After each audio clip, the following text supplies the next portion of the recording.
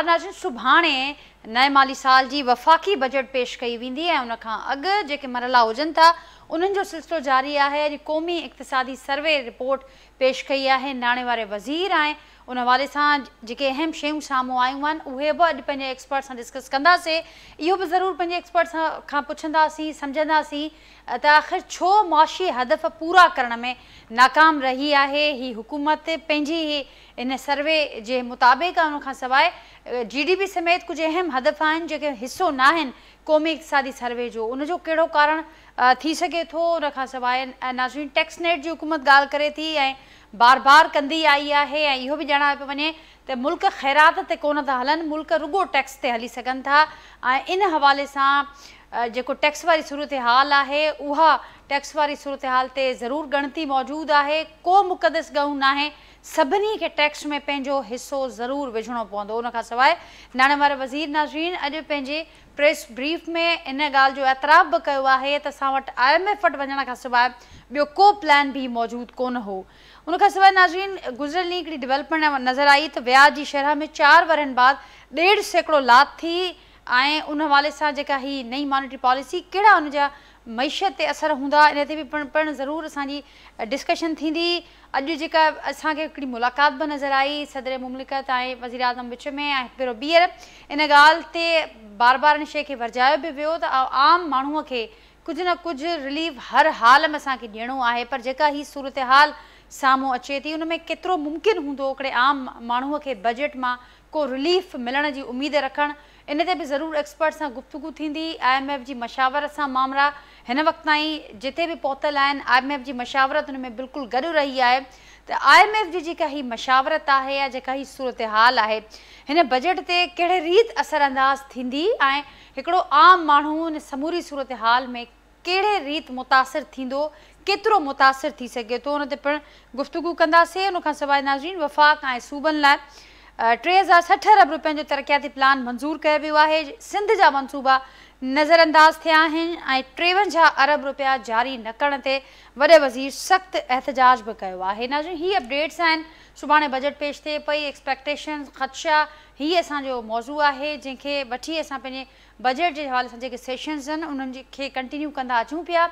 अॼु मूंसां गॾु जेके एक्सपर्ट्स मौजूदु आहिनि जो तारुफ़ सां कराईंदसि, मूंखे जेके पैनल में जॉइन कयो आहे डॉक्टर अयूब महर साहब नाले वारा मुआशी माहिर आहिनि, इंजीनियर जब्बार मेमन साहब एक्सपर्ट आहिनि, मुआशी माहिर आहिनि, अॼु के प्रोग्राम में वीडियो लिंक ज़रिए प्रोग्राम जो हिसो आहिनि।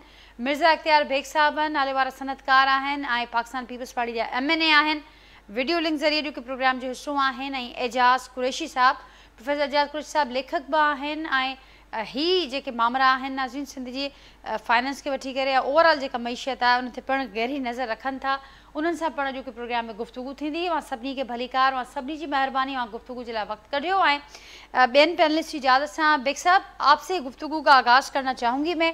आप तक मेरी आवाज़ पहुँच रही है? पहुँच रही आवाज़ जी बेग साहब, कल बजट पेश होने जा रहा है, आज कौमी इक़्तिसादी सर्वे रिपोर्ट हमारे सामने है, कैसे देखते हैं आप उसको और क्या कहेंगे? इस पर बड़ी तनकीद हो रही है कि क्यों हम मुआशी अहदाफ पूरे नहीं कर पाते और इसके अलावा इस पर भी बात हो रही है कि GDP के समेत दूसरे अहम अहदाफ क्यों शामिल नहीं हैं इसमें, क्या कहेंगे आप? पहली चीज तो यह है कि इकोनॉमिक सर्वे जो आया है इसमें तो बिल्कुल वाज़ेह हो गया कि हुकूमत मुख्तलिफ टारगेट हासिल नहीं कर सकी, जिसमें GDP का टारगेट जो है खास तौर से वो 3.5% था, 2.4 पर मुश्किल हासिल कर सकी है।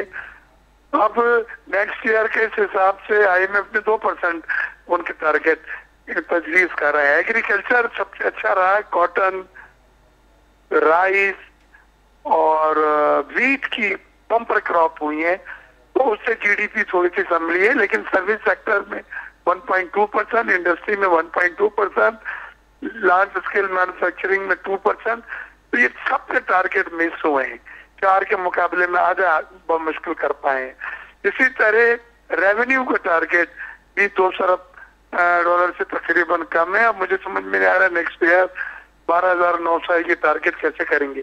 अभी मैं बिलावल भुट्टो ज़रदारी साहब के साथ पार्लियामेंट्री पार्टी की मीटिंग करके आया हूँ और हमारे तमाम MNAs के उसमें पाकिस्तान के मौजूद थे। हमने ये अपनी कंसर्न बतलाई है चेयरमैन साहब को कि इसमें ये बजट बनाते वक्त उन्होंने ना पीएसडीपी पे हमें प्रोविंसेस में कितना कितना दे रहे हैं हमें ऑन बोर्ड लिया, न बेनजीर इनकम सपोर्ट प्रोग्राम के एलोकेशन पे हमें लिया, सोलर सिस्टम पे जीएसटी जो लगाने जा रहे हैं हम उसके कायल नहीं है। हम नहीं चाहते गरीब आदमी लोड शेडिंग से बचने के लिए सस्ता सोलर सिस्टम महंगा हो जाए। 1% ये लोग जीएसटी भी बढ़ाने जा रहे हैं 17% से 18%, उस पर भी हमने कंसल्टेशन नहीं की। और जो सबसे ज्यादा खतरनाक बात है वो एग्री इनपुट्स पे जीएसटी लगा रहे हैं, जिसमें ट्रैक्टर है, पेस्टिसाइड्स है, फर्टिलाइजर है, सीड्स जिनको बीज कहते हैं। इस पे ये एग्रीकल्चर की पैदावारी लागत बढ़ाएगा और फार्मर पिस जाएगा। फार्मर पहले ही मरा हुआ है। पाटा के लिए भी जो रिन्यूअल लीज का ये लोग करने का प्रोग्राम है उसमें बिजनेस कम्युनिटी में बहुत शदीद रद्द-ए-अमल है। और मैं ये कहता हूँ कि इन्हें इस साल 8,000 अरब रुपए का खसारा मिला है। नेक्स्ट ईयर ये 9,000 अरब रुपए का खसारा होगा। इस खसारे को पूरा करने के लिए इस तरह से ये टैक्सेस लगा रहे हैं।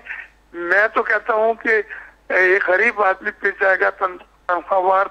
सबका ये कह रहे हैं जी 35 से उसकी लिमिट को हम 45% पे लेके जाना चाहते हैं।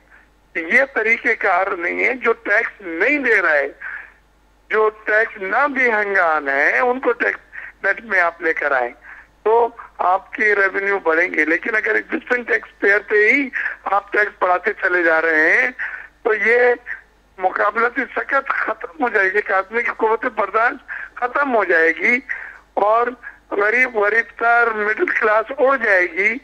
तो ये कोई बात नहीं। मैं समझता हूँ कि ये आईएमएफ के दबाव है, आईएमएफ के दबाव में टैक्सेस लगाए जा रहे हैं, लेकिन आप उसकी अखराजात भी कम कर सकते हैं ना। अगर आप अपने अखराजातों में कमी लाएं और आमदनी फिर बढ़ाएं तो ये एक मौसर तरीका होगा। बिलावल साहब ने कहा था कि हम 5 साल में तनख्वाह दोगुनी कर देंगे, यानी 20% सालाना इजाफा होगा। हम अब भी इस पर कायम है कि हम तो बेग साहब आज के इस इजलास में क्या फिर फैसला हुआ, क्या स्ट्रेटजी रहेगी? आपने जिन खदशात का जिक्र हमने किया आज उनसे मिल रहे हैं, रात में हम कह रहे हैं कि अगर आपको हमारी सपोर्ट चाहिए तो आप हमें ऑन बोर्ड लें। हमारे इन इश्यूज पर कंसर्न है, वो हमारी कंसर्न एड्रेस करें। हम सोलर सिस्टम पे बिल्कुल इत्तेफाक नहीं कर सकते कि टैक्स लगाया जाए, एग्री इनपुट्स पे टैक्स लगाया जाए, ट्रैक्टर पे टैक्स लगाया जाए, और बहुत सारे एवेन्यूज हैं। और वो लोग जो टैक्स देते नहीं है उनको टैक्स नेट में आप लाएं तो 9% से आप जीडीपी जो है टैक्स टू जीडीपी रेशियो 15% आपको करना होगा। और यही आईएमएफ की भी रिक्वायरमेंट है। देखिए आईएमएफ तो हमें जाना है तो हम आईएमएफ को अपोज नहीं कर रहे हैं, उसका बी प्लान कोई नहीं है। आज ये फाइनेंस मिनिस्टर ने कह दिया है। आईएमएफ ये नहीं कहता कि आप एग्रीकल्चर इनपुट पे टैक्स लगाएं। आईएमएफ ये कहता है कि आप आमदन बढ़ाएं और आप अखराजात कम करें। लिहाजा भी इन्होंने देखना है कि वो कौन से वल्नरेबल सेक्टर हैं जिसमें आप अगर टैक्स लगाते हैं तो गरीब की कमर टूट जाएगी, फार्मर लेट जाएगा। ये तो फैसला हमने करना है। तो मैं पीपुल्स पार्टी की जो भी मीटिंग हुई हमारी पार्लियामेंट्री पार्टी की, जिसमें बिलावल भुट्टो जरदारी साहब थे, उसमें हमने ये तमाम चीजों पे हर एक ने अपनी तशवीश बतलाई है कि सर हमें पेश करना मुश्किल हो जाएगा कि इस तरह से हमने इर्रेशनल टैक्सेस लगाए और टारगेट को सिर्फ पूरा करने या आईएमएफ से किए गए कमिटमेंट को आपने अहमियत दी।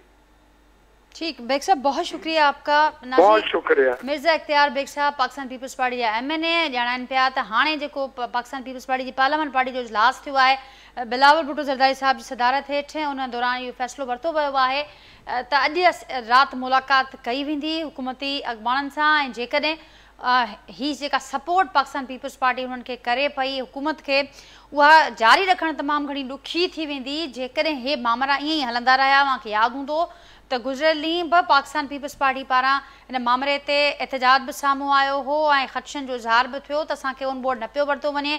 जेका ॿी हिकिड़ी इतिहादी पार्टी आहे हिन हुकूमत जी MQM पारां पिणु बजट तजवीज़ुनि जे हवाले सां ख़दशनि जो इज़हार कयो वियो आहे। उन खां पोइ इहा पिणु ॻाल्हि साम्हूं आई त हुकूमत बि हिन पासे ते सोचे पई त जेके तइदादनि जी जा ख़दशा आहिनि उन्हनि खे असीं एड्रेस कयूं, पर हाणे सुभाणे बजट पेश थिए पई, ॾिसूं त अॼु जेका मुलाक़ात थिए पई उन में वधीक छा साम्हूं अचे थो। ऐं हीअ बि हिकिड़ो अहम सुवालु आहे त ऑपोज़िशन जहिड़े रिएक्ट कंदी आई आहे, जहिड़े रीति त सुभाणे वारो जेको इजलास हूंदो छा हिन हुकूमत लाइ बजट पेश करण खां वेंदे जेको बजट पास करण वारो मरहलो आहे उहो केतिरो आसान हूंदो, उन ते पिणु असीं वधीक गुफ्तगू कंदासीं। मूंसां गॾु ॿिया पैनलिस्ट मौजूद हैं। डॉक्टर उमर साहब, आपकी तरफ आऊँगी। आप कैसे देखते हैं कौमी इक्तिसादी सर्वे और फिर अहम अहदाफ की नाकामी का एतराफ़ क्या कहेंगे आप, कैसे देखते हैं आप? देखिए, पहली बात तो ये है कि अभी मैंने बेग साहब की भी कमेंट सुने और बिल्कुल मैं उनकी कुछ चीज़ें मुझे सही लगी, इसमें अच्छी लगी। खासतौर पे जब उन्होंने मैं एक चीज़ कंक्लूड कर रहा हूँ कि शायद पाकिस्तान पीपल्स पार्टी ने बजट को ऑन नहीं कर रही है, जो स्टेप लिए जा रहे हैं। अब देखना यह है कि मुस्लिम लीग नून भी ऑन करती है या नहीं करती, क्योंकि फाइनेंस मिनिस्टर साहब जो हैं वो बहरहाल किसी पॉलिटिकल पार्टी से नहीं है और जो टैक्स लगाए जाने हैं वो कोई अब हिडन नहीं रहा, वो ओपन चीज़ें हो गई हैं। इकोनॉमिक सर्वे के ने और उसको जस्टिफाई कर दिया है जो आज सर्वे आया है। अहदाफ जब जो पूरे नहीं हुए उसमें आप देखें जो खास बात है वो ये कि जो सर्विसेज और इंडस्ट्रीज है जो जीडीपी में शामिल हैं, वो दो सेक्टर ऐसे हैं, दो मेजर सेक्टर जिनके अहदाफ का पूरा ना होना उनका डायरेक्ट ताल्लुक है, उनका 100% ताल्लुक इस्लामिक पॉलिसी से होता है। जो एग्रीकल्चर का टारगेट है, हम कहते हैं कि 3.5% था, वो 6 को क्रॉस कर गया है, 6.2 6.4 हो गया है। उसमें भी पॉलिसी जरूर होती है, वो हमारी जीडीपी का 22% है, लेकिन उसमें बहरहाल एक रूल ऑफ नेचर भी होता है, कुदरत का भी उस पर एक अहम किरदार होता है एग्रीकल्चर प्रोडक्ट्स में। लेकिन सर्विसेज का इतना लो रिजल्ट रहना, इंडस्ट्री का लो रिजल्ट रहना, वो डायरेक्ट इकोनॉमिक पॉलिसीज को इंडिकेट करता है। बेसिकली बजट के तनाजुर में अगर आप इकोनॉमिक सर्वे को देखें कि उसके बाद क्या होगा, अनफॉर्चुनेटली देखें लास्ट प्रोग्राम में भी मैंने एक चीज़ की तरफ इंडिकेट किया था कि ये जो बजट का डॉक्यूमेंट है जिसको हम बजट जो कल अनाउंस होना है, उसमें एक प्रैक्टिस बन गई है 20-30 साल से कि हम उससे मुराद ये लेते हैं कि हमारे खर्चे कितने होने हैं और उन खर्चों को पूरा करने के लिए हमें कहाँ से हम पैसे लाएं, कहाँ टैक्स लगाएंगे, डायरेक्ट टैक्स लगाएंगे, इनडायरेक्ट टैक्स लगाएंगे, किस पर टैक्स लगाएंगे, बेस बढ़ाएंगे या रेट बढ़ाएंगे। बस सिर्फ इसको हम बजट समझते हैं, ये बजट डॉक्यूमेंट है। बेसिकली किसी नेशन का जो बजट होता है, नेशनल जो बजट होता है, वो रिफ्लेक्ट करता है आपकी फिस्कल पॉलिसी को, इकोनॉमिक पॉलिसी को। फिस्कल पॉलिसी का मेजर जो उसका ऑब्जेक्टिव होता है, जो उसके अहदाफ होते हैं, उसमें हमें ये देखना होता है कि ग्रोथ कैसे की जाए, पर कैपिटा इनकम कैसे बढ़ाई जाए, इन्फ्लेशन कैसे कम किया जाए, अनएम्प्लॉयमेंट को कैसे कंट्रोल किया जाए। बजट में जो भी स्टेप लिए जाते हैं वो अल्टीमेटली इन टारगेट्स की तरफ उनको आना होता है। हम उसके बजाय खर्चे और आमदनी पे लग जाते हैं। वो तो एक अकाउंटेंट की जैसे अप्रोच होती है ना कि अगर पैसे नहीं है तो आगे आमदनी नहीं है तो हम खर्चा भी नहीं करेंगे, हम पैसे रोक लेंगे। ये बजट में इस तरह होगा तो फिर यही होगा, हम टैक्स बढ़ाने का ही सोचते रहेंगे। यहाँ अभी एनर्जी की बात हो रही थी, एनर्जी में भी हम वही आर्गूमेंट देते हैं लास्ट प्रोग्राम में जैसे था कि हमारी कॉस्ट ऑफ प्रोडक्शन एनर्जी में ये आ रही है, लिहाजा हमें ये तो रिकवरी करनी है, इतने पैसे पे हमें पर यूनिट सेल करना है। देखिए, इकोनॉमिक पॉलिसी में बेसिकली डिसाइड ये जो इकोनॉमिस्ट का काम होता है, काम ये होता है कि आप सबसे पहले तो जो आप प्राइस बता रहे हैं, जो प्राइस आपके आवाम को जो जरूरियात है जिंदगी की बात कर रहा हूँ, नेसेसिटी ऑफ लाइफ की, वो अगर आप कहेंगे हमें इतने में कॉस्ट पड़ रही है, इतने में सेल करेंगे, ये कोई इकोनॉमिक पॉलिसी नहीं होती। इकोनॉमिक पॉलिसी का काम ये होता है कि जितने में आप सेल कर रहे हैं, पहले अपने आवाम को, अपने मेजोरिटी लोगों की मेजोरिटी को अफोर्डेबल बनाएं, उनकी इनकम तो इतनी करें कि वो आप जो आप प्राइस जिस पर आप सेल कर रहे हैं उस प्राइस पर वो खरीद सकें, बाई कर सकें। या तो उनकी इनकम बढ़ाने के ऐसे इकदाम करें या कोई ऐसे स्टेप लें कि उसकी जो प्राइस है, जो आप बता रहे हैं इतने में प्राइस पड़ रही है या इतने में कॉस्ट है, वो कॉस्ट रिड्यूस की जाए। वो बड़े स्टेप लिए जाएं, कहाँ आपको सब्सिडी देनी है, रॉ मटेरियल की कॉस्ट कैसे कम करनी है, या कॉस्ट कम करें। जब तक अफोर्डेबल नहीं होगा आप ये कहें कि जी ये प्राइस पड़ी इतने में रही है लिहाजा इतने में हम बेच सकते हैं, ये तो कोई पॉलिसी नहीं है। ये तो सिंपल एक मैथमेटिक्स, सिंपल अकाउंटिंग है। इतने में चीज पड़ रही है, इतने में बेच दें। हमें वो स्टेप लेने होंगे कि अफोर्डेबल हो, इन्फ्लेशन को कम करना है, लोगों की इनकम के मुताबिक लोग अपना घर तो चला सके ना, इन्फ्लेशन को कंट्रोल करना है। एनर्जी की प्राइस को कंट्रोल करना है, दूसरी कमोडिटीज के ट्रांसपोर्ट की प्राइस को, किराए को कंट्रोल करना है, ऑयल की प्राइस को कंट्रोल करना है। ये इकोनॉमिक पॉलिसी है। ये जस्टिफिकेशन बीइंग इकोनॉमिस्ट कोई नहीं मान सकता कि ये चीज हमें इतने में पड़ी है लिहाजा हम इतने में सेल करने पे मजबूर हैं। ऐसा नहीं है, ये कोई पॉलिसी नहीं होती। और हमें वो इकदाम करने हैं जिनसे इन चीजों की प्राइस कम हो, इनकी कॉस्ट कम हो, वरना फिर हमें अपने लोगों की इनकम बढ़ाने के लिए स्टेप लेने होंगे। बजट में ये एक फिलॉसफी होनी चाहिए, लेकिन अनफॉर्चुनेटली वो नजर नहीं आ रहा है।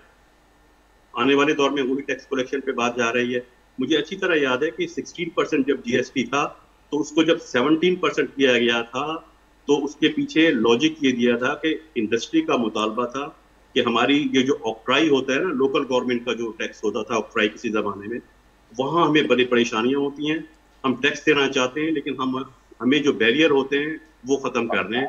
तो डिसाइड ये कॉन्स्टिट्यूशनल अमेंडमेंट की गई थी कि लोकल गवर्नमेंट का ऑक्ट्राई खत्म करके जीएसटी 1% बढ़ा दिया गया था, ये कह के कि ये 1% ऑफ जीएसटी जो है ये फेडरल प्रोविंसेस को ट्रांसफर करेगी और प्रोविंसेस ये टैक्स लोकल गवर्नमेंट को दे देंगे ताकि लोकल गवर्नमेंट के जो रेवेन्यू का शॉर्टफॉल है वो भी चलता रहे। अब 17 से 18 हो गया और अब आने वाले बजट में 19 की बात हो रही है। वो लोकल गवर्नमेंट कहाँ गई, वो प्रोविंशियल शेयर्स कहाँ गया, अब तो फेडरल गवर्नमेंट के खर्च की हम बात कर रहे हैं। हमें ये पूरा सिस्टम बेसिकली रीस्ट्रक्चरिंग की जरूरत है। ठीक, रीस्ट्रक्चरिंग की ज़रूरत है। इंजीनियर जवाब मेमर साहब, अवां छा ऐड कंदो ऐं गुज़िरियली व्याज जी जेका शरह आहे उन में चइनि वरनि खां पोइ 1.5 लाथ आहे, उन जा कहिड़ा असर ॾिसो पिया हुआ ऐं गॾोगॾु जेका अॼु क़ौमी इक़्तिसादी सर्वे असांजे साम्हूं आहे उनखे ॾिसी छा कमेंट कंदो? ॾिसो, तव्हांजी पहिरीं ॻाल्हि त जेको आहे सो यानी तक़रीबन डॉक्टर अयूब महर जेको आहे सो जंहिं ॻाल्हि ते आयो त हिकिड़े टोटल स्ट्रक्चरल चेंजिस जी ज़रूरत आहे, उन ते त आई एम टोटली विथ हिम। ऐं मुंहिंजो ख़्यालु आहे everybody is confused, even the decision makers are confused and so the people who are surrounding them are confused। ऐं इहा बि हक़ीक़त आहे जेका डॉक्टर अयूब महर चई त ईअं थो लॻे त हीउ हिकिड़ो कंहिं अकाउंटेंट जो बजट आहे, न कि को इकोनॉमिक प्रिजर्व्ड यानी नीड्स जो को बजट आहे। हाणे तव्हांजे हुन सवाल जे तरफ़ वापसि अचूं त तव्हां चओ त भई हिननि जेको आहे सो हिकिड़ो डिस्काउंटिंग जेका कई आहे 1.5% जी, त उन में जेको आहे सो सरकार क्लेम पे थी करे त 900 अरब रुपया जेको आहे सो उन जी उहा रिक्वायरमेंट जेका बजट में एक्स्ट्रा आई पे, जंहिंखे IMF जॾहिं इहा स्टाफ रिपोर्ट ॾिनी त उन में हिकिड़ियूं 24-25 लाइ जेके आहिनि से हिकिड़ियूं प्रोजेक्शन्स हुयूं। रादर ईअं चओ त बजट पहिरें खां ई IMF तव्हांखे मेन फीचर्स बजट जा ॾेई चुकी हुई, उन रिपोर्ट जो हिकिड़ो हिसो अथव। पर उन खां पोइ जेकॾहिं असां चऊं त ही क्लेम आहे त भई 900 अरब रुपया जेके आहिनि से यानी व्याज ऐं उन्हनि जा जेके प्रिंसिपल अमाउंट्स आहिनि उन्हनि जे जेको आहे सो वापसी ऐं मोट में जेको आहे सो इन्हनि पैसनि जी जेकॾहिं बचति थिए थी त इहा हिकिड़ी बचति जेका आहे सा हिकिड़ो वॾो हिन सिस्टम में तव्हां इहो चई सघो था त तव्हांजी बजट डेफिसिट जेका आहे सा उनजे घटिताईअ में बि हिकिड़ो रोल प्ले कंदी।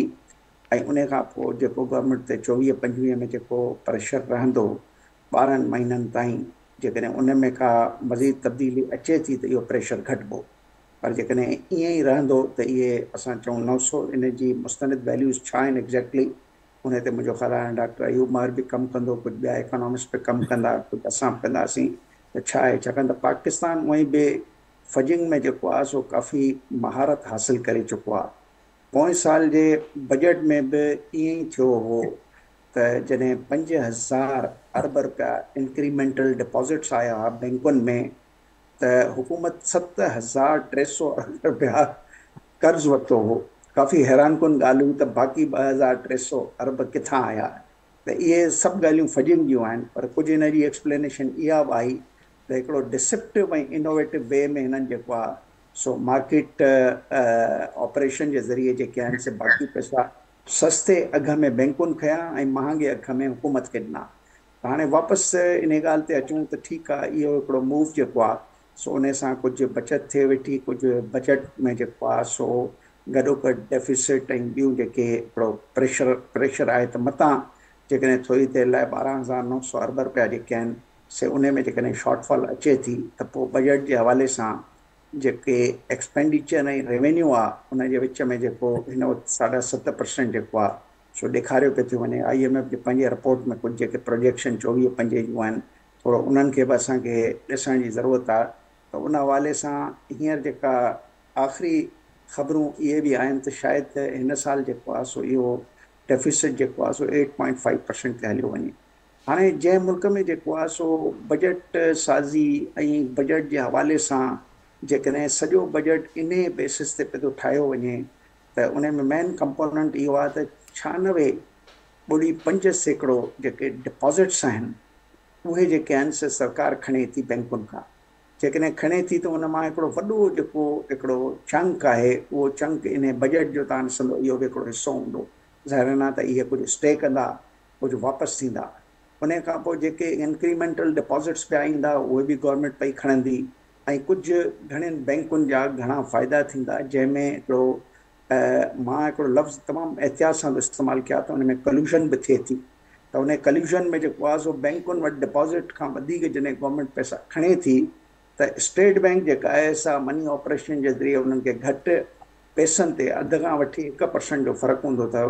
पैसा उहे खणनि था ऐं गवर्नमेंट खे % वधीक ते ॾियनि था। त हाणे बजट माना सॼो बजट जेको आहे सो आहे उधरुनि ते हिकिड़ी कंफ्यूजन ते। थोरी देरि लाइ जेकॾहिं असां ॾिसूं त कंफ्यूजन्स छा छा आहिनि। जेकॾहिं कंफ्यूजन इहा बि आहे त IMF जे प्रोग्राम जी जेका माण्हू ज़रूरत महसूसु कनि था त जेको असांखे 24-25 में जेके $10 बिलियन ॿिया रेस करना आहिनि एक्सटर्नल असांखे पंहिंजो हिकिड़ो जेको आहे सो अकाउंटिंग खे बि सिधो रखिणो आहे। छाकाणि त हिन वक़्तु जेके बि IMF जे प्रोजेक्शन जेके आयूं आहिनि 24-25 में उन में तक़रीबन हिकिड़ो करंट अकाउंट खे जेको आहे सो तक़रीबन $4 बिलियन जे लॻभॻि ॾेखारियो वियो आहे। ऐं इहो $4 बिलियन जेको आहे सो मुंहिंजे पंहिंजे ख़्याल में इन खां इहो मथे चढ़ंदो। छाकाणि त इहा बि इन रिपोर्ट में हिकिड़ी हिसो आहे त हिकिड़ो स्टेबिलिटी ऐं मार्केट फॉरेन एक्सचेंज रेट्स खे रखण लाइ 329 ते जेको आहे सो डॉलर जेको आहे ऐं रुपी पाण खे एडजस्ट कंदा। जेकॾहिं इन ते एडजस्ट कंदा त मुंहिंजे पंहिंजे ख़्याल में त हिकिड़ी इन्फ्लेशन त सरकार जेका आहे सा पैदा कंदी या हालात पैदा कंदा इन तरफ़ां। ऐं ॿी जेका आहे सा उहा आहे कंडीशनैलिटीज़ जे बारे में IMF बिल्कुलु क्लियर आहे त तव्हांजी कॉस्ट ऑफ मैन्युफैक्चरिंग जेका आहे उहा बराबरि हुअणु खपे कॉस्ट ऑफ सेल्स जे। जेको हिकिड़ो मुंहिंजो ख़्याल आहे बिल्कुलु यूनिवर्सल प्रिंसिपल आहे इन the production units and the recipient consumer units. हाणे उन में जेको आहे सो जेका बिजलीअ जे सॼे सिस्टम में रिफॉर्म्स कोन पिया था अचनि। सॼे सिस्टम खे ठीकु करण जी ज़रूरत महसूसु हूंदे बि पोयनि 6 महीननि खां जेको आहे सो मुसलसल हिकिड़ो जेको आहे सो सिर्फ़ु वाधारा आहिनि कंहिं न कंहिं मद में। हिकिड़ी ॻाल्हि ॿी मां तव्हांखे ॿुधायां त इहे वाधारा बि डिसिप्टिव अथव। छाकाणि त हेयरिंग्स में मां बि ॾींदो रहियो आहियां। हेयरिंग्स में जॾहिं 400-500 सुफ़नि जा हिकिड़ा डॉक्यूमेंट्स नेपरा खे सबमिट कया था वञनि ऐं माण्हुनि खे 5-5 मिंट मिलंदा आहिनि त हू उन इंटरवेंशन्स में ॻाल्हाइनि। मां बि ॾींदो आहियां त 10 मिंटनि खां वधीक न ॻाल्हाए सघंदो आहे। हक़ीक़त इहा आहे त इन सॼे डिसिप्शन जेके मां लफ़्ज़ बेईमानीअ जो इस्तेमालु कंदुसि त बेईमानी आहे जेका इन्हनि पावर प्रोड्यूसर्स ऐं प्लस ट्रांसमिशन या डिस्ट्रीब्यूशन कंपनीज़ जेके आहिनि से ओवर बिलिंग बि उन में इंक्लूडेड आहे। उन में जेको आहे सो रिपोर्टेड लॉसिस जेके आहिनि से उन्हनि खे बि रिड्यूस करे ऐं उहो जेको स्लैब आहे उन मुताबिक़ जेको आहे सो टैरिफ वरितो वेंदो आहे। गैस कंपनी खे अॻियां वधायूं था असां सां गॾु एजाज़ कुरैशी साहब आहिनि। एजाज़ कुरैशी साहब, अव्हां कीअं ॾिसो पिया, कहिड़ियूं उम्मीदूं ख़दशा एक्सपर्ट्स जो इज़हार करनि पिया, अव्हां कीअं ॾिसो पिया हिन समूरी सूरत हाल खे? ऐं गॾोगॾु इन पॉइंट ते बि ज़रूरु कॉमेंट कजो त सिंध मुसलसिल एहतजाज करे पियो। गुज़िरियल ॾींहुं बि वज़ीर आज़म आॾो हीउ मामिलो उथारियो वियो, एहतजाज कयो वियो त 5 सालनि खां असांजे मनसूबनि खे नज़रअंदाज़ कयो पियो वञे ऐं गुज़िरियल माली साल में जेके 53 अरब रुपयनि जो सिंध सां जेका कमिटमेंट हुई उनखे पिणु पूरो न कयो वियो। कीअं ॾिसो पिया इन एहतजाज खे एड्रेस थींदे ॾिसो पिया इहे ख़दशा, इहे मामला? जी, इहा ॻाल्हि त सिंध हुकूमत जी बिल्कुलु सही आहे त केतिरे वक़्त खां असांजा जे मनसूबा आहिनि उहे न पिया थियनि, केतिरा रुलिया पिया आहिनि। ऐं पहिरीं ॻाल्हि इहा आहे त अयूब महर साहब या असांजे इख़्तियार साहब, जवाहर साहब तमामु सुठो जेको रिव्यू आहे तर्ज़ उहो पेश कयो आहे। ऐं जीअं अयूब साहब इहो बि चयो त बजट इहा न आहे त ही ख़र्चु ॾेखारियो, ही आमदनी ॾेखारियो, पोइ बचत ॾेखारियो ऐं हथ धोई वेही रहो। हीअ हक़ीक़त में सॼी मुआशात खे मथे खणण लाइ हिकिड़ी शइ हूंदी आहे। बजट जो मतिलबु इहो आहे त कहिड़ा मनसूबा तव्हां रखो था, कीअं उन्हनि खे तव्हां ठाहींदव।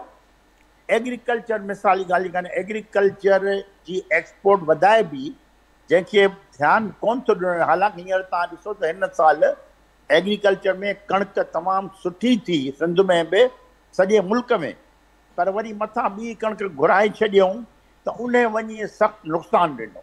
हिननि खे पॉलिसी ठाहिणु नथी अचे, जे अचे थी त उनखे हू तमामु कंफ्यूज़ करे ऐं ग़लति नमूने सां पॉलिसियूं ठाहीनि था, जेका हिकिड़ी अफ़सोस सां ॻाल्हि आहे। पर जेसि ताईं इहे सॼी बजट खे इक़्तिसादियात जे लाइ एज़ अ होल, मुआशात लाइ एज़ अ होल ऐं मैक्रो इकोनॉमिक स्ट्रक्चर खे बिल्ड करण लाइ एज़ अ होल जेकॾहिं मजमूई तौर ते न खणी ईंदा त उहा बजट न चए, उहा थींदो हिकिड़ो पैसनि जो पोता महल, जंहिंखे ईअं चइबो आहे। बाक़ी रहियो त हाणे IMF जो हिन मथां तमामु घणो ज़ोर आहे। IMF चवे थी त 2000 अरब डॉलरनि जो टैक्स हणो। इहो त हिकिड़ो माण्हू जेको असां मरी वेंदो, ग़रीब माण्हू केॾांहुं वेंदो, थोरे वॾो माण्हू केॾांहुं वेंदो। उहे जेके एॾा जेकॾहिं टैक्स लॻंदा त पोइ माना हिकिड़ी अहिड़ी ग़ुलामी जो असां हेठि दॿिजी वेंदासूं ऐं उहो निकिरी न सघंदासीं। माना GDP जेका आहे उहा GNP खे त छॾे ॾियो, पर GDP जेका आहे सा अञा सूबनि जी कैलकुलेट कोन थी थिए त केतिरो सूबो केतिरो पैसो ॾिए थो, हर कंहिंजी GDP छा आहे मुल्क जी।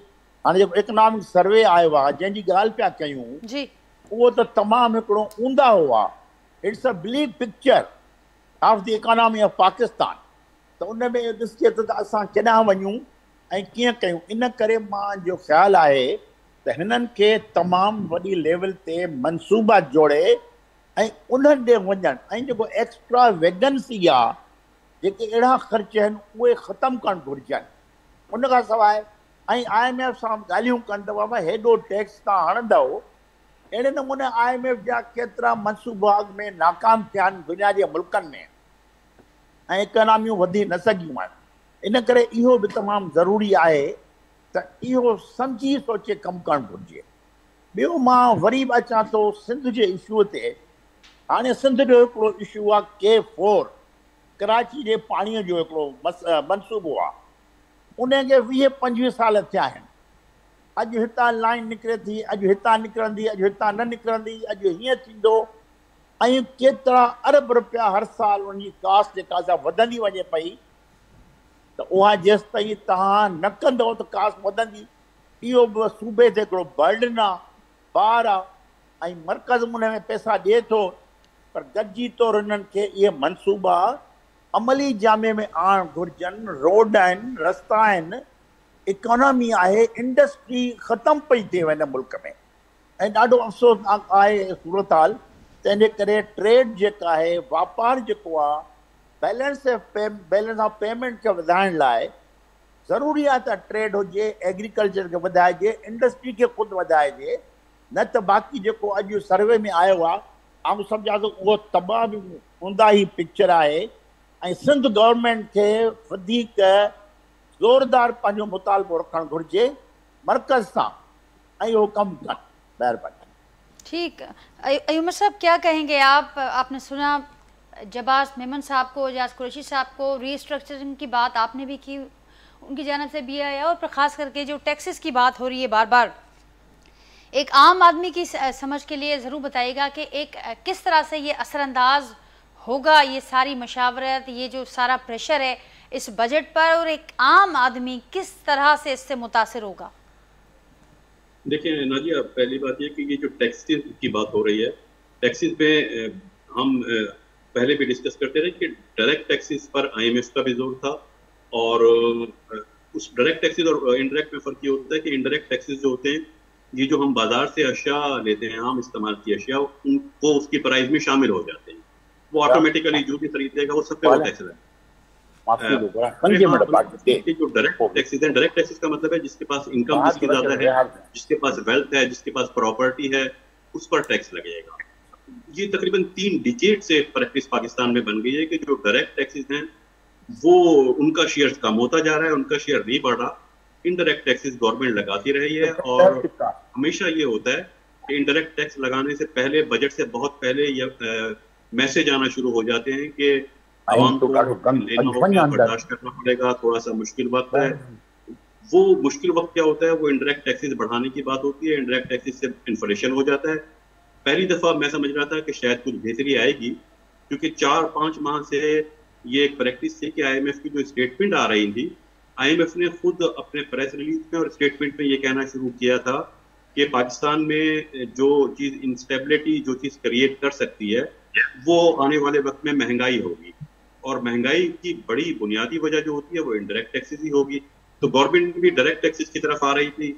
आपने देखा होगा, बातें हो रही थी कि रियल एस्टेट पे टैक्स लाएंगे, रिटेलर पे टैक्स लाएंगे, इस तरह की बहुत सारी बातें सुनने में आ रही थी। लेकिन अब दोबारा बजट आने से 2-3 दिन पहले फिर स्टेटमेंट वही आनी शुरू हो गई कि GST बढ़ाया जाएगा, एक्साइज पे आएगा, ड्यूटीज और लीवीज बढ़ाई जाएंगी, दोबारा वो इनडायरेक्ट टैक्सेस पर, जिससे इन्फ्लेशन क्रिएट होगा। इन्फ्लेशन, आम आदमी जो है वो अभी भी बहुत मुश्किल से गुजारा कर पा रहा है। मैं मेजोरिटी की बात कर रहा हूँ, मेजोरिटी जो है लोगों की है। प्राइस बढ़ने का मतलब प्राइस, एनर्जी की प्राइस बढ़ना, ऑयल की प्राइस बढ़ना, बसों के और ट्रांसपोर्ट के किराए बढ़ना, वो अफोर्डेबल तो अभी भी नहीं रहा है। और दोबारा उसी तरफ बात चली गई है। पहले डायरेक्ट टैक्सेस करते रहे। बेसिकली डायरेक्ट टैक्सेस में प्रॉब्लम क्या होती है, ये FBR के एक साबिक चेयरमैन भी बता चुके हैं, अभी थोड़ी देर पहले बेग साहब भी डिस्कस कर रहे थे। बेसिकली बात, अभी कुरैशी साहब ने भी रिस्ट्रक्चरिंग की तरफ इशारा कर दिया। मसला क्या है, डायरेक्ट टैक्सेस में विल पावर चाहिए। विल पावर का किस तरह की विल पावर? बेसिकली बहुत सारे सब नहीं, बहुत सारे लोग ऐसे हैं जो पार्लियामेंटेरियन भी हैं, उन पर भी वो टैक्स लगेगा अगर डायरेक्ट टैक्स लगाया जाए। जाहिर है वेस्टेड इंटरेस्ट आते हैं, तो गवर्नमेंट अपनी, कोई भी, मैं किसी पार्टी का नाम नहीं ले रहा, लेकिन हर पार्टी की ये ख्वाहिश होती है अपनी हुकूमत बचाने के लिए बड़े लोगों को नाराज ना किया जाए। वो बड़े लोगों को नाराज करने से बचाने के लिए पब्लिक पर इनडायरेक्ट टैक्सेस लगा दिए जाते हैं। ये एक बजट में होता है। और फिर अप्रोच वही जिसको तरफ मैंने पहले इशारा किया था कि जब अप्रोच ये हो और IMF भी ये कह रहा हो कि खर्चे कहाँ से पूरे करेंगे, तो खर्चे पूरे करने के लिए तो वही फार्मूला होता है अकाउंटेंट्स का कि रेवेन्यू बढ़ा दे, टैक्स बढ़ा दे, खर्चे पूरे हो जाएंगे। और अगर टैक्स से भी नहीं बढ़ रहा तो लोन ले लें, लोन बाद में पे करना पड़ेगा, अभी फिलहाल लोन ले लें, चाहे किसी भी कॉस्ट, किसी भी कंडीशन में मिल रहा हो, फिलहाल गुजारा कर ले। वो फिलहाल गुजारा जो है उसका मतलब है हम एक बदतरीन सर्वाइवल की जंग लड़ रहे हैं। हम आज के सर्वाइवल के लिए कर रहे हैं, लॉन्ग टर्म के लिए हमारी पॉलिसी के हम अनएम्प्लॉयमेंट को कैसे कम करेंगे, पॉवर्टी को कैसे कम करेंगे, उस तरफ तो हम एड्रेस कर ही नहीं पा रहे ना हम तवज्जो। हम तो ये कह रहे हैं कि खर्चे कहाँ से पूरे होंगे। वो खर्चे पूरे करने के लिए क्या यूजर चार्जेस बढ़ा दिए जाए, कुछ चीजें महंगी कर दी जाए, या फिर टैक्सेस लगा दिए जाए, या लोन ले लिया जाए। और लोन में भी जब डोमेस्टिक लोन लेते हैं, ये 4-5 साल से प्रैक्टिस बन गई है, कभी भी बैंकों से इस तरह लोन नहीं लिया जाता था। पाकिस्तान की हिस्ट्री नहीं थी, 100 बिलियन में होता था, थाउजेंड्स में नहीं होता था। अब थाउजेंड्स में वो फिगर चला गया है। अब हाई इंटरेस्ट रेट पर जब गवर्नमेंट बैंकों से कर्जे लेगी तो उसके 2 कॉन्सिक्वेंसेज लाजमी होंगे। पहला इमीडिएट कॉन्सिक्वेंस जो होगा उसका कि वो लोन जो बैंक में जो डिपॉजिट है पब्लिक के, जब वो गवर्नमेंट यूटिलाइज कर लेगी तो फिर इंडस्ट्रियलाइजेशन के लिए वो पैसे नहीं बचेंगे, इन्वेस्टमेंट के लिए नहीं बचेंगे। दूसरा उसका कॉन्सिक्वेंस ये होगा कि वो लोन जो गवर्नमेंट ने हाई इंटरेस्ट पर बैंकों से लिया है, और बैंक भी बड़े मजे से देंगे क्योंकि बैंक को कोई रिस्क नहीं लेना ना, फिजिबिलिटी रिपोर्ट स्टडी नहीं करनी, रिकवरी होगी नहीं, गवर्नमेंट को दिया है, रिकवरी 100% हो जाएगी।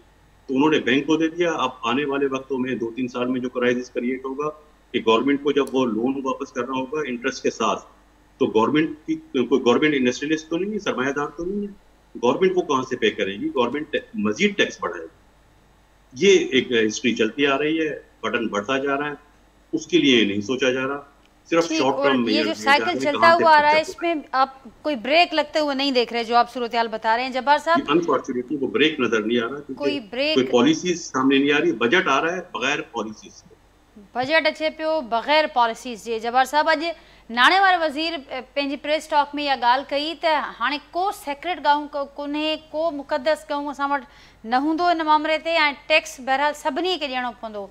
रुगो बयान ई हूंदा या को प्रैक्टिकली भी ॾिसो पिया कुछ थींदे? ॾिसो, पहिरीं ॻाल्हि त इन तय कयूं त पाकिस्तान जो जेको मॉडल आहे, इकोनॉमिक मॉडल, जंहिंसां गॾु टैक्सेशन हिकिड़ी इंटीग्रेटेड हिकिड़ो अंसर आहे, कंपोनेंट आहे इन मॉडल खे हलाइण लाइ। हाणे इन मॉडल में जेको आहे सो असां ॾिसूं वेठा त कर्ज़ वठी करे असां कर्ज़ लाहियूं था। इहो मॉडल जेको आहे, this is a failure model. इन मॉडल सां अञा वधीक असांखे तकालीफ़ ईंदियूं फ्यूचर में। माना फ्यूचर में जेका आहे सा इहो मॉडल जेको आहे सो इन जूं एडवर्सरीज़ जेके आहिनि से वधंदियूं वेंदियूं। थोरी देरि लाइ हीअं डॉक्टर अयूब बार वेठो आहे, मुंहिंजो ख़्यालु आहे असां हिननि सां गॾु कमु बि कयो आहे। ई used to be our director research. हाणे जेकॾहिं प्रूडेंशियल रेगुलेशन्स पाकिस्तान में फेडरल कंसोलिडेटेड फंड जो जेकॾहिं फंडामेंटल प्रिंसिपल्स ते असां वञूं था त हुकूमत पाकिस्तान जेका आहे कंहिं तरीक़े सां अणसिधे तरीक़े सां त स्टेट बैंक खे कंट्रोल करे ई वेठी। इन में त को शक कोन्हे। स्टेट बैंक जो गवर्नर कंहिं बि फाइनेंस मिनिस्टर जो चही थो जेकॾहिं न आहे त उहो गवर्नर में नथो थी सघे। आया उहो गवर्नर जेको आहे सो पंहिंजो इकोनॉमिस्ट हुजे या अंग नखरनि वारो माण्हू हुजे या बैंकर हुजे, उते बि हमेशह पाकिस्तान में सूरत हाल गैर वाज़िह रही आहे। हाणे असां ॻाल्हियूं कयूं त तव्हां ॻाल्हि कई त रुॻो ॻाल्हियूं थींदियूं। मुंहिंजे पंहिंजे ख़्याल में त जेको आहे सो जॾहिं असां फंडामेंटल प्रिंसिपल्स आहे development of economic structure to be financed by all the resources mobilised even including externals, जिन जी वापसी बि हिन ई डेवलपमेंट मॉडल जे ग्रोथ मां थींदी आहे। जेकॾहिं ही डेवलपमेंट मॉडल्स जेके आहिनि इन्हनि में ग्रोथ का कोन्हे। थोरी देरि लाइ जेकॾहिं असां इंडस्ट्री जी ॻाल्हि कयूं त इंडस्ट्री माइनस में अथव, 0% ते अची करे वरी माइनस में वञण जी कोशिशि थी करे। हिते जेको आहे सो अॼु मां हिकिड़े साबिक़ वफ़ाक़ी वज़ीर खे ॿुधो त रियल इस्टेट ऐं डेवलपर से हो सॼी जेका बि इन्वेस्टमेंट आहे उहे खाई था वञनि। उन खाइण खां पोइ का जेका इंडस्ट्रियलाइज़ेशन जे लाइ जेको कुझु बचणु खपे उहा मोट जेका आहे सा नथी थिए ऐं सभु कुझु शइ हिन पासे वञे थी, छाकाणि त ही tax haven, tax free, tax बचाइण, टैक्स लिकाइण ऐं टैक्सेशन जे अॻियां हिननि जी का अकाउंटेबिलिटी कोन्हे। यानी हिकु शइ जेका 1000 रुपए वारी आहे उहा 100 रुपए में रजिस्टर पई थी थिए, उन जी कसूरवार ख़ुदि गवर्नमेंट आहे। इहो नाणे वारो वज़ीर कहिड़ियूं पियो थो ॻाल्हियूं करे। छा नाणे वारे वज़ीर खे इहा ख़बर कोन्हे त हुन बि जेकॾहिं पाकिस्तान में को पंहिंजो घरु वरितो हूंदो त जेकॾहिं लख रुपए वारो घरु हूंदो त उन जी रजिस्ट्री थी हूंदी 15,000 में। हिन मुल्क में DC स्केल, हिन मुल्क में FBR स्केल, इहे ई हिकिड़ा हिडन मनी जेका आहे ब्लैक मनी, मनी लॉन्ड्रिंग जा जेके एक्ट्स ठहिया आहिनि इन जे लाइ आहिनि। मुंहिंजे पंहिंजे ख़्याल में त जेसि ताईं पाकिस्तान में ॻाल्हियुनि करण जे बजाए असां प्रोपोर्शनेट ऐं प्रोपोर्शनल रियलाइज़ेशन ऑफ टैक्सिस न कंदासीं त हीउ इकोनॉमिक मॉडल तव्हांजो नथो हले। हाणे थोरी देरि जे लाइ उहो छा आहे, ॾिसो पाकिस्तान में जेका मैन्युफैक्चरिंग आहे उनखे त असां तबाही कयो आहे। यानी 2007 में इहा ई मैन्युफैक्चरिंग सेक्टर असांजो 18% खां मथे हूंदो, अॼु इहो 13% खां हेठि पियो थो अचे। तंहिंजे बावजूद बि मैन्युफैक्चरिंग सेक्टर जेको आहे सो इन प्रोपोर्शन जे हवाले सां थी करे 57% टैक्सिस पियो थो ॾिए। मां अहिड़ो टीवियुनि ते ॾिसी करे ॾिसां पियो इन्हनि फिगर्स में केतिरी सलाहियत हुई। यानी जेकॾहिं असां सम्झूं त 10% मार्जिन ऑफ एरर बि ॾिजे, पर एग्रीकल्चर जो ॾिसी करे परेशानी पई थी त ऑलमोस्ट नेग्लिजिबल। रिटेल ॾिसी करे परेशानी पई थी, होलसेल ॾिसी करे परेशानी पई थी। ही बिल्डर्स, डेवलपर, सॼी हिडिंग एंड ब्लैक मनी जेका आहे उते पई आहे। हर सियासतदान, हर कमोरो, हर उहो माण्हू जंहिं वटि एतिरा त पैसा आहिनि जिन खे उहो जस्टिफाई न पियो थो करे सघे, त उन्हनि जी जेका आहे पार्किंग इहा अथव।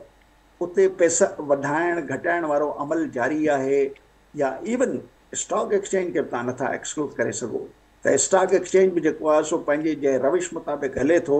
1.25 लख माण्हू स्टॉक एक्सचेंज में पाकिस्तानी वेठा सेल एंड परचेस कनि। केॾी महिल 2000 पॉइंट थो किरे, केॾी महिल मुल्क जा हालात ख़राबु, शहर जा हालात ख़राबु वधे थो। हाणे जेकॾहिं इहे फंडामेंटल जेके आहिनि शयूं इन्हनि खे नाणे वारो वज़ीर ठीकु न कंदो, छाजे लाइ इंडस्ट्री 57% तव्हांजो मैन्युफैक्चरिंग सेक्टर ॾे। जेकॾहिं इहे प्रिंसिपल आहिनि। ऐं ॿी ॻाल्हि जेका इनडायरेक्ट टैक्सेशन जी कई त सरकार छाकाणि त कामयाबु न थी आहे डायरेक्ट टैक्सेशन जे मैकेनिज़म ऐं उनखे कलेक्ट करण जे ज़राए में जंहिंमां पहिरियों ज़रियो तव्हां ॾिठो एक्शन भई 5 लख सिम ब्लॉक्स कयो, ब्लॉक्स करे हिकिड़ो फार्मूलो ॾिनो जेको वरी GST टाइप हो त फिक्स तव्हां खां असां विदहोल्डिंग टैक्स वठंदासीं 3 खां 5,000 माना मैकेनिज़म वरी वापसि अची उन ई फिक्स ऐं GST ते अचे थी। हाणे GST जेका आहे हर उन शइ जंहिं ते GST न हुई उन ते GST अचे बि थी। मां बिल्कुलु हामी आहियां त उहे शयूं जेके वॾनि ग्रुप्स ऐं वॾनि जेको आहे सो पॉलिसी ख़रीद करण जी ताक़त रखनि वारा माण्हू जिन पंहिंजे लाइ माफ़ियूं वरितियूं हुयूं उन माफ़ियुनि जी क़ीमत अथव 3,100 अरब रुपया। हाणे ॾिसूं था चए थो मुक़दस गाए नहीं है, हे नहीं है, हो नहीं है। हिकिड़ो फर्स्ट क्लास क़िस्म जी हो बि उर्दू सिखी वियो आहे डेनमार्क जो माण्हू।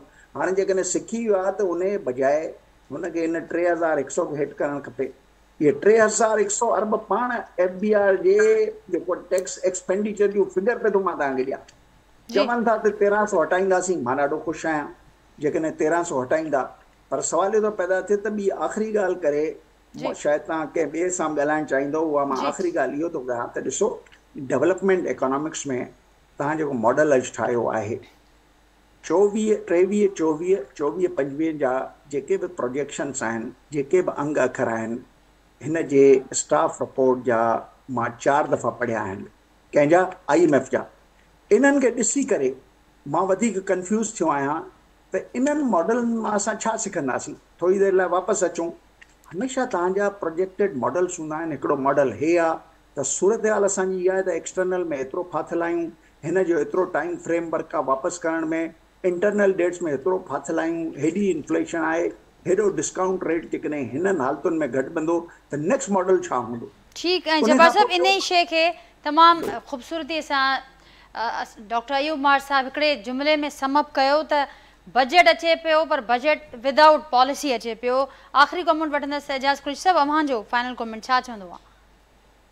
बिल्कुलु मां सम्झां थो त इहा जेका हींअर अयूब साहब ॻाल्हि कई, मूं बग में पंहिंजे हिन ॻाल्हि चयो त जेका बजट अचे पई उहा कंहिं पॉलिसी जे बग़ैर आहे ऐं उहो हिकिड़े क़िस्म पोतामील ॾेखारणु चाहिनि था ऐं जेको आहे सो IMF जे हेठां। जब्बार साहब जी ॻाल्हि तमामु हींअर तो साईं मूंखां तमामु सुहिणे नमूने सां इनखे एक्सप्लेन कयो सॼे इशूअ खे त जेसि ताईं टैक्स जो टैक्स तॾहिं हणिबी आहे जॾहिं को तव्हां वटि अहिड़ा माण्हू हुजनि या टैक्स बेस जेके असां चवंदा आहियूं उन में उन नेट में माण्हू अचनि। उहे जेके पैसे वारा माण्हू आहिनि उहे त बचो वञनि था, उनखे टैक्स लॻे कोन थो, उन्हनि ते लॻणु घुरिजे। ग़रीब माण्हू ते इनडायरेक्ट टैक्स हाणे जेको आहे सो माना त मिडिल क्लास ऐं लोअर मिडिल क्लास ऐं ग़रीब माण्हू ते लॻंदो। डायरेक्ट टैक्स जेको आहे सो कंहिं वॾे माण्हू लॻी सघे थो। उन लाइ के उपाउ अहिड़ा वठजनि जंहिंजे ज़रिए माण्हुनि ते एॾो बुरो असरु न पवे नेगेटिव, ऐं उहा टैक्स कलेक्ट थियनि, टैक्स पोइ डेवलपमेंट जे कम में इस्तेमालु कई वञे। इहो ई हिकिड़ो तरीक़ो आहे हिन मुल्क खे बचाइण जो।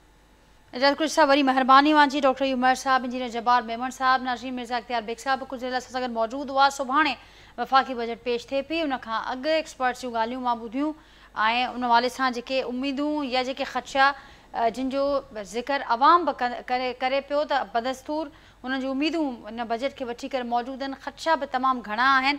ॾिसूं त सुभाणे जेको डॉक्यूमेंट पेश थिए थो ऐं हीअ जेके ॻाल्हियूं असां कयूं पिया त बजट त ज़रूरु अचे पई पर जेका पॉलिसी आहे उहा तमामु घणी इंपॉर्टेंट हूंदी त कहिड़ी डायरेक्शन हूंदी हुकूमत जी। बहरहाल हिन वक़्त ताईं जेके अंग अखर या जेके मामला साम्हूं अचनि पिया उन मां एक्सपर्ट्स मायूस नज़र अचनि पिया। इजाज़त वठंदा तव्हां खां ॿियो कोई प्रोग्राम मां, वरी सुभाणे मां सां मुलाक़ात थींदी। तेसिताईं ॾींदा इजाज़त, अल्लाह हाफ़िज़।